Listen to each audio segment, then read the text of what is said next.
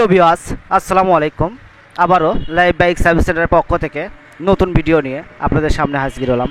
আজকে ভিডিওর মূল টপিক যে আপনাদের বাইকের ট্যাঙ্কিতে পানি কী কারণে জমে যায়, আসেন জেনে নেই। আমি প্রথমত যে এই কাজটি আপনাদেরকে দেখানোর চেষ্টা করি যে ট্যাঙ্কির মুখেতে কিন্তু একটা ছিদ্র থাকে অপপৃষ্ঠে, যেই ছিদ্রটা যখন অতিরিক্ত জাম হয়ে যায়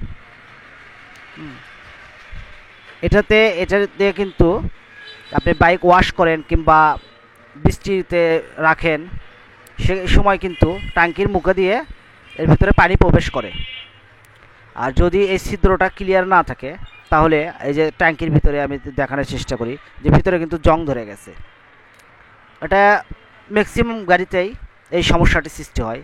এটাতে আমি যদি আপনাদেরকে দেখানোর চেষ্টা করি যে ট্যাঙ্কির ভিতরে কিন্তু তলাতে শুধু পানি জড়ো হয়ে আছে, এটাতে তেল পাওয়া যাচ্ছে না, শুধু পানি, যেই কারণে মনে হচ্ছে যে ট্যাঙ্কিতে তেল আছে, বাইক স্টার্ট হচ্ছে না, পিক আপ ছেড়ে দিচ্ছে।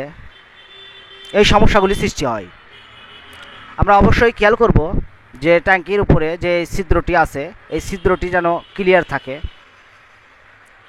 তা না হলে আপনি বাইক ওয়াশ করেন কিংবা রেখে দেওয়ার পরে যদি বৃষ্টি হয় তাহলে সেক্ষেত্রে এই ট্যাঙ্কিতে পানি জড়ো হয়ে যায়।